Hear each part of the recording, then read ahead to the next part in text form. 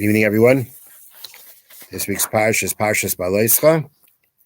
We will be discussing the part of the Parsha that begins in Perek Tes, chapter 9, Pasuk Aleph, verse 1. And what we're going to be focusing on is the part of the Parsha that talks about Pesach Sheni, when a person can't bring their Korban Pesach, can't bring it Erev Pesach. They can bring the Korban Pesach a month later in the month of Iyar. The Korban Pesach is brought on the 14th of Nisan and eaten on the night of Pesach, the Seder night. If a person was impure, was too far away to be able to make it, the Torah says that a person can then make up for it on the 14th of Iyar, which is called Pesach Sheni. We're going to focus, though, on what preceded before that mitzvah was given. So Perek Tes, chapter 9, Pasuk Aleph, verse 1. Vayidaber Hashem el Moshe. Hashem spoke to Moshe. B'midbar Sinai in the Sinai desert. B'shana Hashenis in the second year. Let's say some Eretz Mitzrayim of their going out from the land of Egypt. B'achaydesh Harishon Lemar. In the first month, saying. Now let's examine something here. This is the Torah is telling us Hashem spoke to Moshe. The Sinai desert, the second year of their leaving Egypt, B'chodesh Harishon, in the first month. So what's the first month of the Jewish calendar of the Torah? The month of Nisan. That's the first month. And what did Hashem say to Moshe? The Jewish people shall perform the Korban Pesach in its time. On the 14th day of this month, in the evening, they shall do it in its designated time, following all its laws and statutes. And Moshe spoke to the Jewish people about performing the Korban Pesach. And the Jewish people did the Korban Pesach in the first month, on the 14th day of the month, Ben Arabayim in the evening, or the afternoon rather, Midbar Sinai, in the Sinai desert. Whatever Hashem commanded Moshe, so did the Jewish people do. So what you had, the first Korban Pesach the Jewish people made was where? It was in the land of Egypt before they left Mitzrayim. Now they left Mitzrayim. They're in what's called the second year of leaving Egypt. It means already now they're into the second year of leaving Egypt. And Hashem says to them, okay, you make the Korban Pesach now. And again, when is this happening? Very clearly in the month of Nisan. Now Rashi points out that, I'm going to read the words of Rashi, Parsha Shabaresh Sefer Nemra Ad Iyar. If you go back to Parshas Bamidbar 2 parshas ago, which was a while ago because we had Shavuos in between, in Parshas Bamidbar, the first parsha of the Torah, where Hashem tells the Jewish people to take the census, rather, Hashem tells Moshe to count the Jewish people. When does that take place? The Torah tells us in the second month, in the second year of leaving Egypt. That's back in Parshas Bamidbar. Bamidbar, Aleph, 1-1. There, the Torah says that Hashem told Moshe to take the census of the Jewish people in the second year of leaving Egypt in the second month. Therefore, that means that it comes out that the events that are happening now are out of order. Really, what we're reading right now in Parshas Beha'alotcha, 3 parshas into the book of Bamidbar, really took place before the first thing mentioned in the book of Bamidbar and Parshas Bamidbar of counting the Jewish people. You've got what happened in the month of Iyar being mentioned before what took place in the month of Nisan. Lamar Rashi says, the Torah does not follow necessarily a chronological order.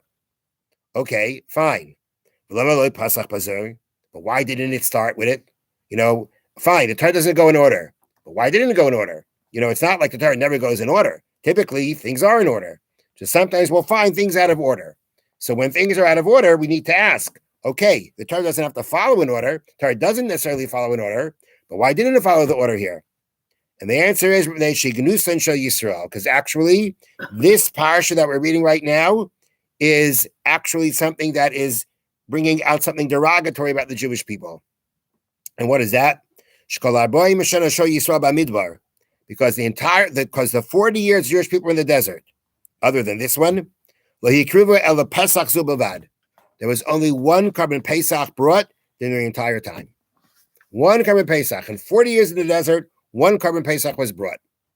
That is not something that is praiseworthy to the Jewish people. And therefore, to start one of the new Svarim, one of the new books of the Torah, we don't want to start with something derogatory about the Jewish people or something that alludes to something derogatory about the Jewish people. And therefore, we went out of order. The Torah first starts talking about the census, and then we get to discussing what happened in the first month, what really happened before, which was Hashem telling Moshe, tell the Jewish people to bring a Karban Pesach. Now, there's a famous question that's asked on this Rashi, and that is, all right, so for 40 years they didn't bring the Karban Pesach other than this one. And as we say, Taka, why not? Why didn't they bring a Karban Pesach all those years? What's the reason? What's the reason? Not clear. The Gemara says, Talmud says, that the reason why all the other years they didn't bring a Karban Pesach is because if you don't have a bris milah, you can't bring a Karban Pesach. And during the time the Jewish people were in the desert, the conditions were dangerous. The Gemara talks about a certain, I can't remember which direction, which wind. There was a certain, I think it was a northern wind. Can't remember which the Gemara says. The Gemara says there was a certain there was a wind blowing in a certain direction in the desert the entire time. That made it dangerous to be able to bring the Karban Pesach. And therefore, made it dangerous to have a bris milah. And therefore, since they didn't have a bris milah, they couldn't bring the Karban Pesach. That's what the Gemara says. That's why they didn't bring it. It wasn't just they decided not to bring it. There's a mitzvah to bring it. How could they not bring it? The answer is that since it was dangerous to bring, and you're not supposed to endanger yourself, not supposed to endanger your life to do a mitzvah, therefore they were exempt. That's the reason why they didn't bring all 40 years. There is no bris in Mitzrayim. Well, those who had a bris in Mitzrayim, okay. But those who didn't have the bris afterwards, they couldn't bring it.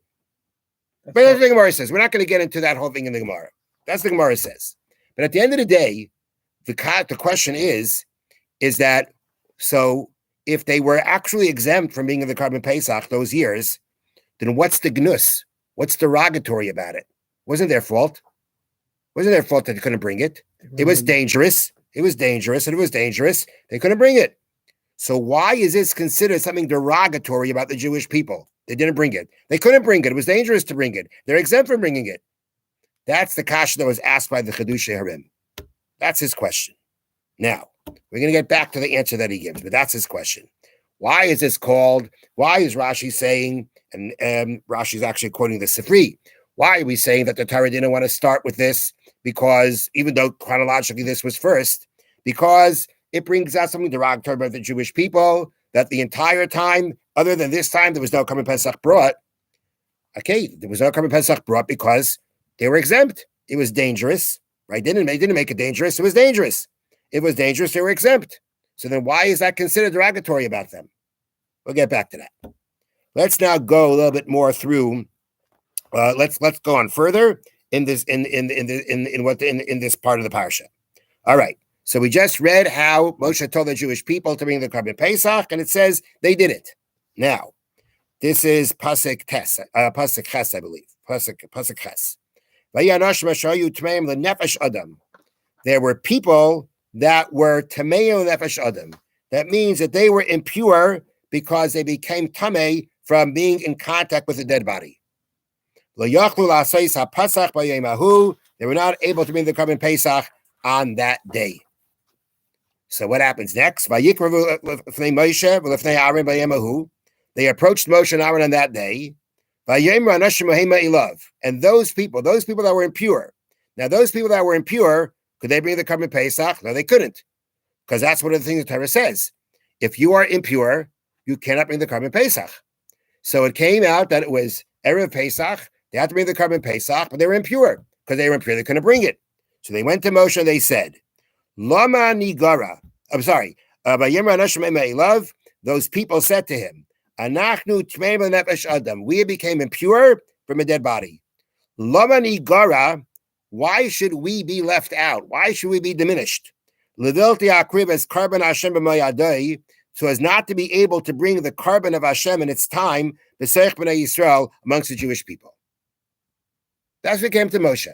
We are impure, and because of that we can't bring the carbon Pesach. But why should we be diminished? Why should we lose out in being able to bring the Pesach in its proper time? Vayomer Aleichem Moshe. So Moshe said to them, Imdu ve'eshma ma yitzava Hashem lachem. Wait here, and I will hear what Hashem will command to you. Now, the obvious question here is that, again, what do you mean, why should we be diminished? The halacha is the Torah says, when Hashem spoke to Moshe in Mitzrayim, told them the laws of carbon Pesach, he told them, somebody who is impure cannot partake. That's the way it is. If you're impure, you can't partake. So they're coming and saying, why should we be left out? What do you mean, why should we be left out? Because that's the din. That's the halacha. It happened that way. You're impure, and that's the way it is.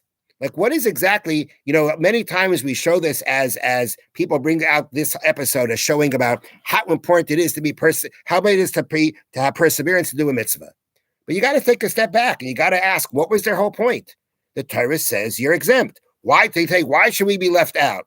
You're impure. If you're impure, you can't bring it. You can't. So what exactly was their point here? What were they trying to say? Now, before we get to answer that question, we need some more background here. It's important to know. It's important to know a little bit more what's the background here. It says they were impure. Okay, they were impure. How did they become impure? Gemara talks about how did they become impure? What was the story here with these people?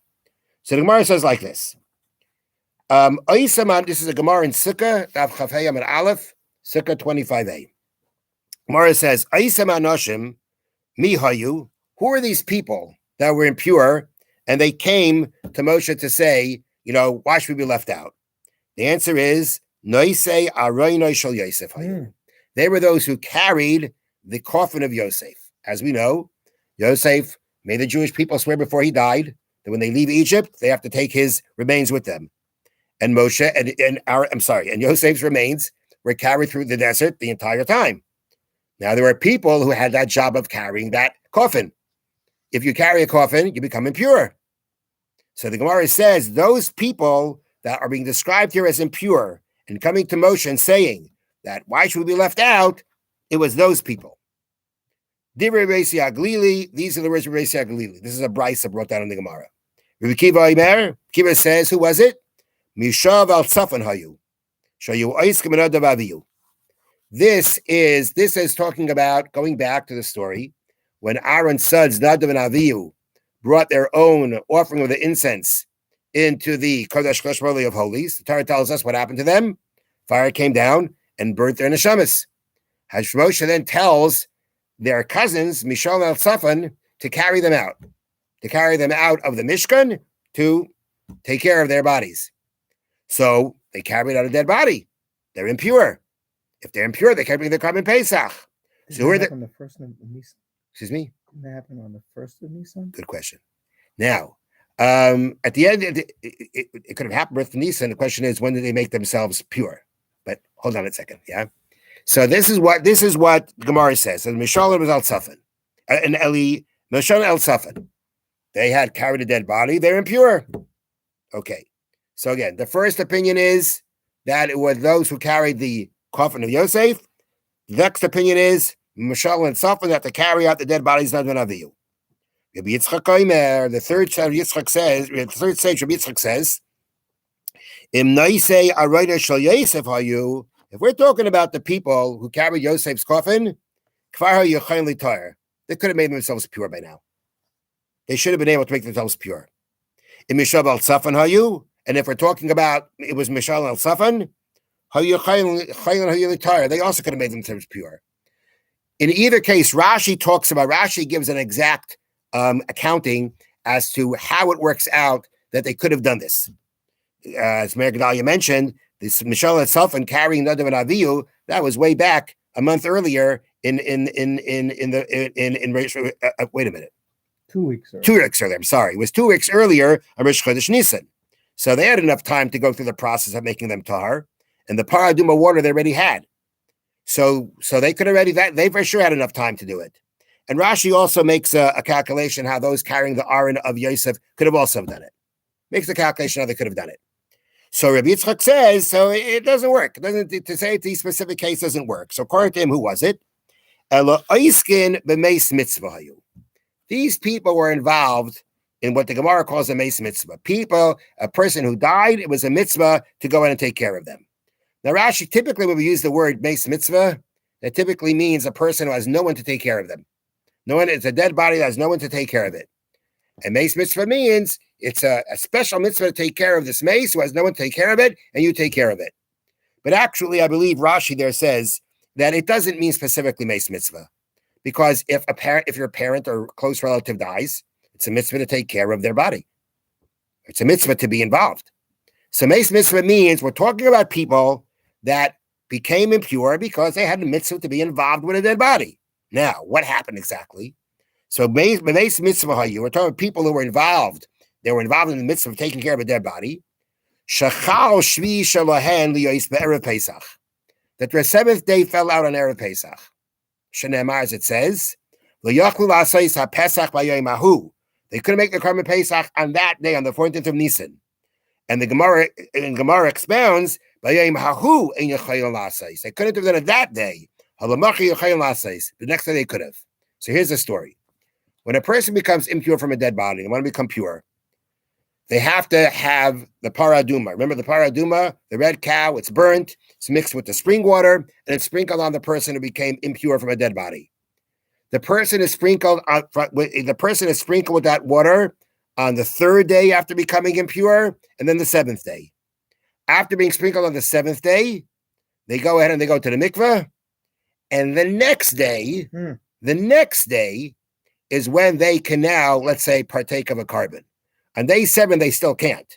They may have the 7th day sprinkled on the 7th day. They'll go to the mikveh the 7th day, but they're not pure until actually the next day or the following night.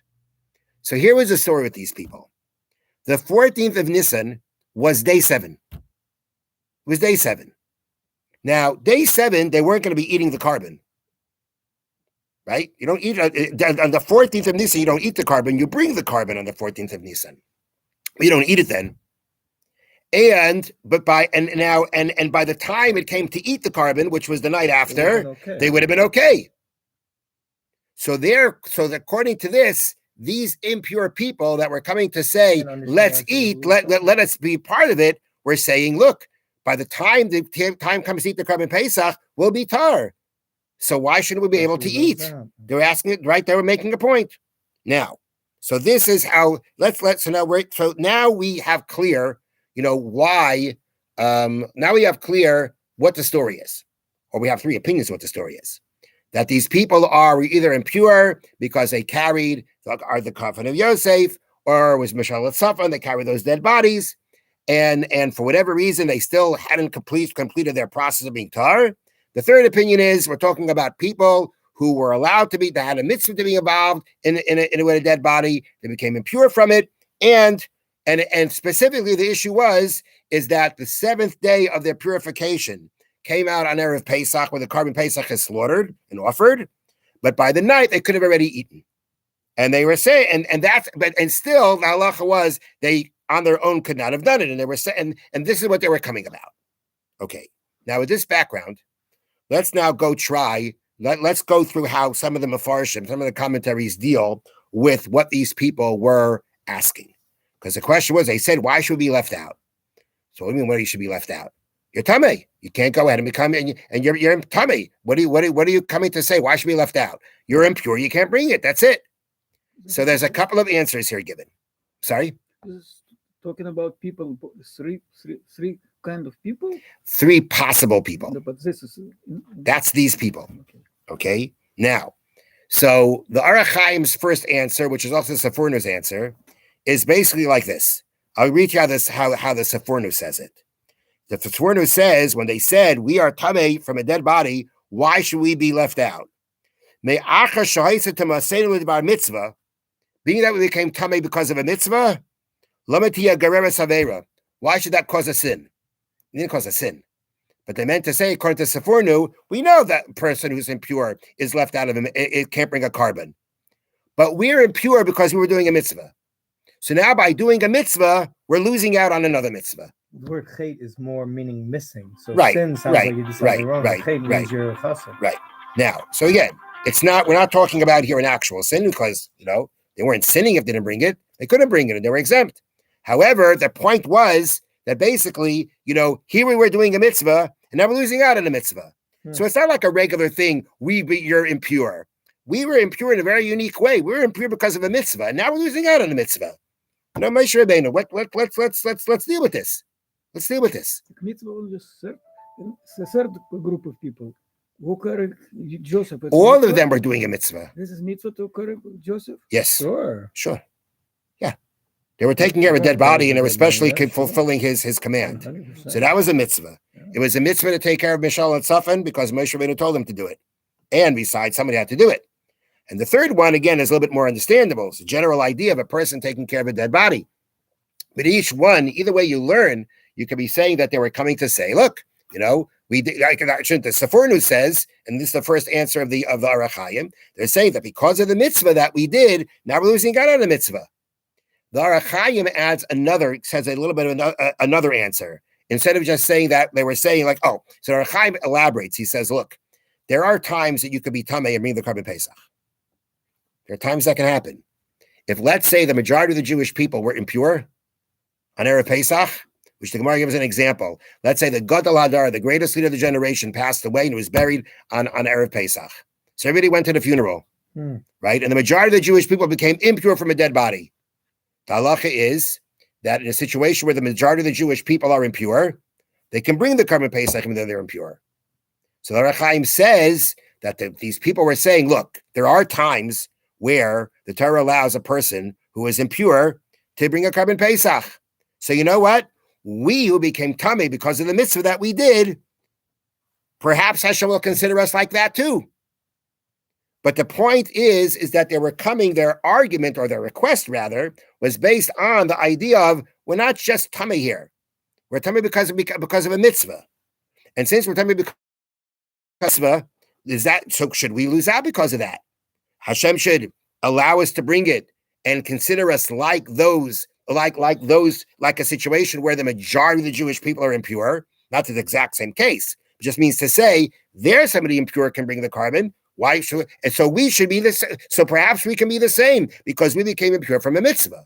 Or the Orach Chaim says that we know that there is a concept of tashlumin, which means on Yontif you have to bring what's called the carbon chagiga. Gotta bring certain. Every individual has certain carbon, certain sacrifice they have to bring in honor of the Yontif. Now everybody can. Now don't forget, there's one day of Yontif, right? There's one day of Yontif. You have in Eretz Yisrael time of Beis Hamikdash. You have Sukkot, the first day of Sukkot, 1 day. Pesach, 1 day. Shavuos, 1 day. Everybody's going to bring it on the first day. It's not possible. So there was a period of time called Tashlumin. You had the whole Yontif, and after Shavuos, after Yontif, to go ahead and bring your personal sacrifice you need to bring. You were given more time. So their point was, all right, give us more time. Give us at least throughout Yontif to bring it, so that at some point during Yontif we'll be pure and we'll bring it. But the point, according to the Orach Chaim and the Sefornu, is that the request was based on the fact that we're not just tamei. We're tamei because of a mitzvah. And since we're tamei because of a mitzvah, that should be the reason, perhaps, why Hashem should allow us this to bring the carbon Pesach even in a state of tumah. And if you think about it, this whole idea fits in very well to the Gemara, because the Gemara brings the brisa that said, who are these people? Right? So it was either people carrying the coffin, it was Mishal El Safan, people involved in Meis Mitzvah, they had a mitzvah. What was the Gemara's problem exactly? They were tamei people, they were tamei, finished. What's the big discussion? The answer is because I think the Gemara is actually bringing this all out because it's trying to it's answering, or it's trying to allude to the answer and the question of the Orach Chaim. What were these people saying? Why should we be left out? You're tummy. What's your claim? What are you arguing? What are you saying? You're impure. You can't bring it. Finished. That's the halacha. The answer is we're not just these were unique situations. Whatever case you say, there were all cases that become tamei from a mitzvah. Because of a mitzvah, they came tamei. And based on that is what they made the claim, perhaps we should be different. Now, if in Rashi's comment to this Lamani Gara, why should we be left out? Rashi works with the Gemara. And instead of it actually being a request, it actually becomes a little bit of an argument or a claim. So Rashi says like this, and Rashi's bringing down from a Sifri. Rashi says, when they said Lamani Gara, why should we be left out? Amar Lahem. So Moshe said to them, when they said, why should we be left out? Moshe says, Ein Kadashim Krevim Betuma. Hey, you can't, you're tummy, you can't bring a carbon. That's the way it is. Amru Loi, so they said to him like this: Yuzarek Hadam b'Kohanim Tahirim, let Kohanim or tar sprinkle the blood. V'yachal Abasar Tahirim, and you know who's going to eat the meat? Somebody who's pure. You see, the halacha is that theoretically, let's say you bring a carbon Pesach, right? It's Erev Pesach. You bring your carbon. It's slaughtered for you. Its blood is sprinkled for you. And then by the time it comes to eat the meat at night, the meat spoils. The meat becomes tamei somewhere or another. You can't eat the meat at the end. Do you still get the mitzvah? The answer is yes. The answer is yes. You should eat it's part of the mitzvah is to eat it, but if for some reason you couldn't eat it, you still have the mitzvah. So you know what these people were saying? We know we can't eat it. We can't eat it. Fine, we can't eat it. We're impure. We can't eat it. But you know what? Somebody who's pure will eat it. So we won't eat it, but somebody pure will eat it. We're not going to be able to bring the animal. We have to make sure to stay away from it. That's okay. We can have others do it. We're not going to slaughter it necessarily. Somebody pure is going to, right? Somebody's going to go ahead and slaughter it. So the Kohanim are going to sprinkle the blood, as always. What's going to be with eating it? So somebody tar will eat it. Won't go to waste. Somebody tar will eat it. So they're trying to say, look, we can do it. There's a way of doing this. So why should we be left out? Yeah, but Hashem said so. Hashem didn't say it in this way. Hashem didn't say it in this case. Hashem says you're tummy, right? Hashem says your tummy, you can't bring it. You didn't always say the person who's shacking. That is true. That is true. But Rashi says you're right. That's a good point. Good point. At the end of the day, they're trying to say their argument is a halachic argument. They're saying, look, we're left out, right? But why? Why are you being left out? It makes all the sense. It should be able to work. It should be able to work. We don't have to be in touch with it. We don't have to be in contact with it. We don't have to eat it. So why shouldn't it work? The Megdal's asking a good question on Rashi. But at the end of the day, they say the tummy can't bring it. So it seems like they're just kind of arguing on Hashem's law. It's a good point. Didn't think about that. I'll have to think about that. The Rambam, when he brings this down, the Rambam says, you know what their claim was? What we said before. They're talking about, as the Gemara says, it was the seventh day of their becoming pure. So at night they could have eaten from it. So they were coming to say that, okay, the Torah go ahead and says somebody tamei can't bring the carbon Pesach. But look, we're a little bit different here. By the time the night comes around, we'll be able to eat it. So maybe we should be different. So again, according to the way the Rambam is learning, it's not a request. It's an argument of sorts. It's an argument to say we're different. Yeah, the Torah goes ahead and says somebody impure can't eat. We're in a situation where somebody pure can't bring the carbon Pesach. But in our situation, it's the same idea. The first happened Rashi. The bringing of it will have to be done through somebody else. But what happens later on, that eating, we'll be able to eat tonight. So Moshe says, right, I'm going to ask. I'm going to ask. But the point is that in all these cases, whether you say like the Arachayim, like the Rambam, like Rashi, at the end of the day, their request is based on, a certain type of argument. It's not just, why should be left out? There's a specific issue, there's a specific reason why they're trying to argue to say that things should be different. Okay, so now we just have a more broader understanding of what's going on. Let's get back to the question we started with, right? The Chidush Harim asked that the Rashi brings down that we're not going in chronological order because of the fact that to start with this story of the carbon Pesach brings out something derogatory about the Jewish people because only now they brought the carbon Pesach. The rest of the time in the desert, they didn't. Chidush Harim asked, What do you mean? They couldn't bring it because they weren't able to. It was sakanas nefashim, it was a danger to their life. So they were exempt. So why is this derogatory? Says the Chedush Harim, you're right. They were exempt. They were exempt. But for 40 years, no one says anything about wanting to bring it. 40 years in the desert, and 40 years no one even says anything about not bringing the Karban Pesach. No one even brings out the whole point of it. No one even says anything about it. No, unlike these people here by the Karban Pesach who did say, why should we be left out? Right? In the other 38 years when they couldn't bring a Karban Pesach, did anybody do what they did? No, there was no talk. No one ever complained. No one brought it about. No one asked the same question. 40 years without the Karban Pesach. Lamani Gara, why should we be left out? So again, were they exempt? Yes, they were exempt. It wasn't just they were negligent. But at the end of the day, we don't hear anybody complaining. We don't hear anybody complaining like they complained here, or they tried to go ahead and say here we should have the mitzvah. For the other years, for the other 38, 39 years they were there, no one said anything about not being able to bring the Karban Pesach. That's the derogatory part. That's not derogatory because they didn't bring it. They didn't bring it because they couldn't bring it. That's not the issue. But why didn't they say anything about it? Why didn't they go ahead and say, how can we go like this? 40 years without a Karban Pesach. Unlike these people here who did say, Lamani Gar, why should be left out? They didn't say anything for the rest of the time. And that's what's derogatory. Now, I think, though, we need to stop it. We have to explain this a little bit further. Because at the end of the day, now that the Chedush Harim says, okay, yes, they were exempt, but why didn't they say anything about it? Well, let's take a step back. The Orach Chaim, before we got, when we first learned these words that they say, why should we be left out? Orach Chaim says, what do you mean, why should we be left out? You're tameh, you're impure, you're done, you're finished, you're exempt.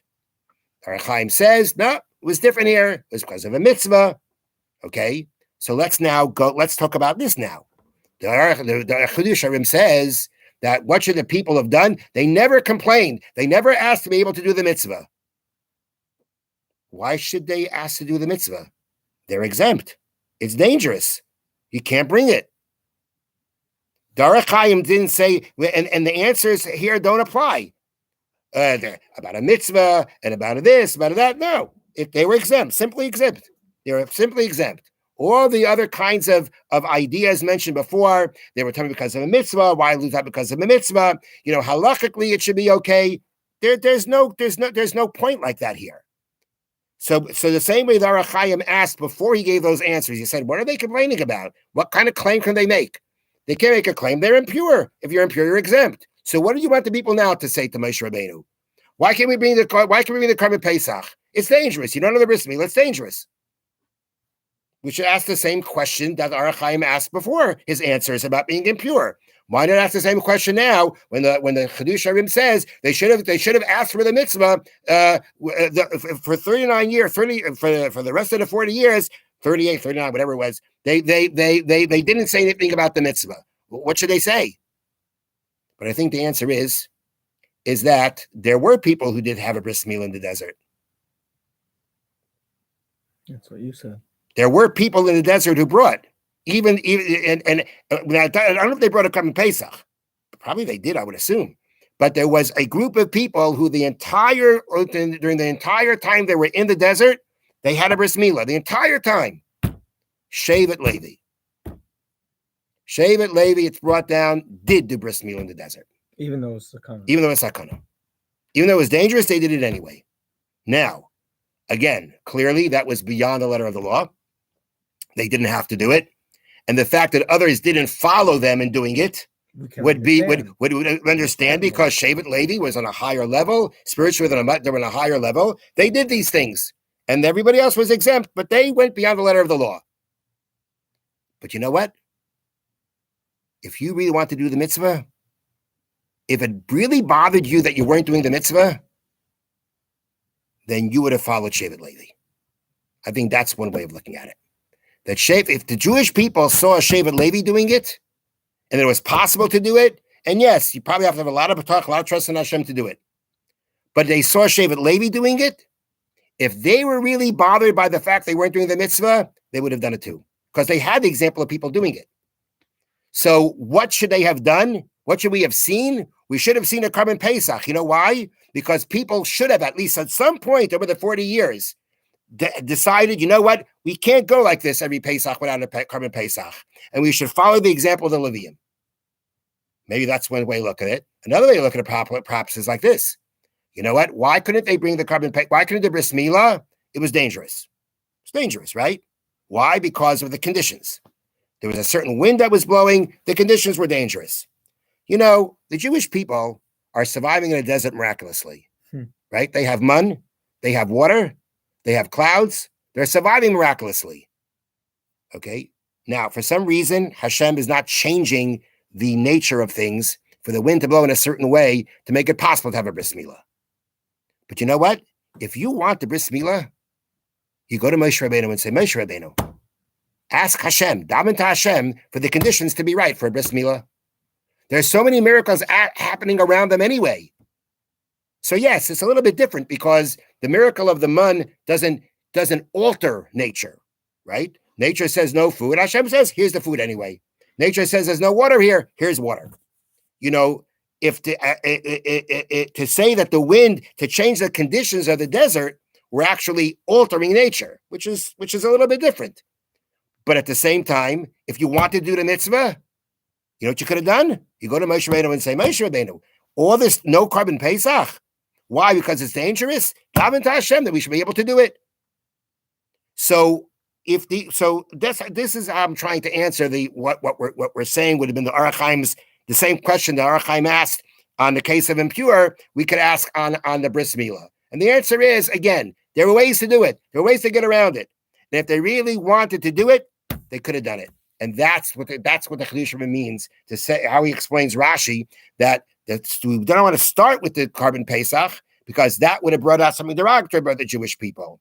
Because for 40 years, they didn't bring the Karban Pesach after this, and no one made a peep. And no one said a thing about it.